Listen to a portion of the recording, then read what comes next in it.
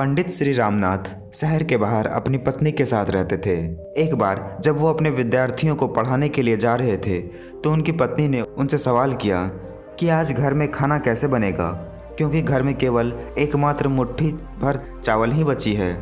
पंडित जी ने पत्नी की ओर एक नज़र से देखा, फिर बिना किसी जवाब के वो घर से चले गए। शाम को जब वो वापस घर लौट कर आए तो भोजन के समय थाली में कुछ उबले हुए चावल और पत्तियां देखी।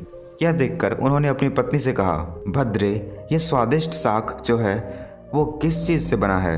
मैंने जब सुबह आपके जाते समय आपसे भोजन के विषय में पूछा था तो आपकी दृष्टि इमली के पेड़ की तरफ गई थी।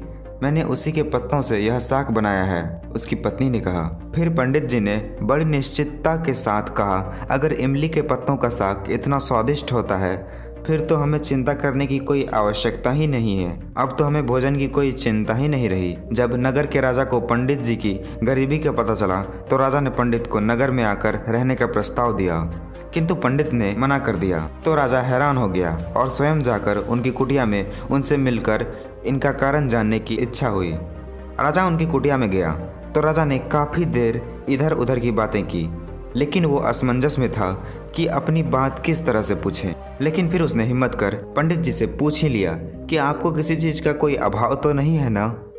पंडित जी हंसकर बोले, यह तो मेरी पत्नी ही जाने।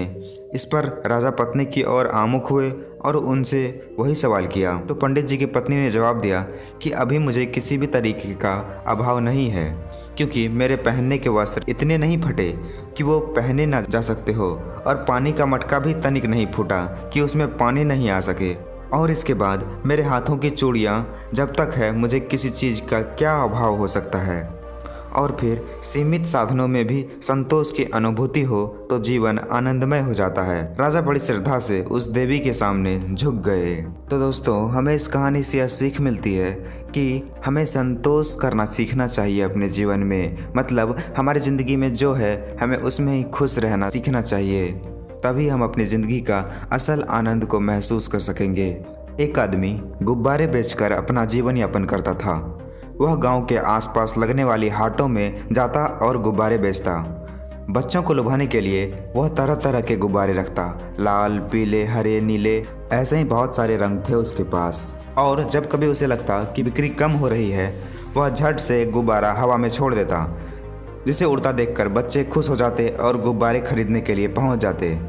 इसी तरह एक दिन वह हाट में गुब्बारे बेच रहा था और बिक्री बढ़ाने के लिए बीच बीच में गुब्बारे उड़ा रहा था। पास ही खड़ा एक छोटा बच्चा ये सब बड़ी जिज्ञासा के साथ देख रहा था। इस बार जैसे ही गुब्बारे वाले ने एक सफ़ेद गुब्बारा उड़ाया, वह तुरंत उसके पास पहुंचा और मासूमियत से बोला, अगर आप ये काला वाला गुब्बारा छोड़ेंगे तो क्या वो भी ऊपर जाएगा? गुब्बारा वाले ने थोड़ा अचरज के साथ उसे देखा और बोला, हाँ बिल्कुल जाएगा बेटा।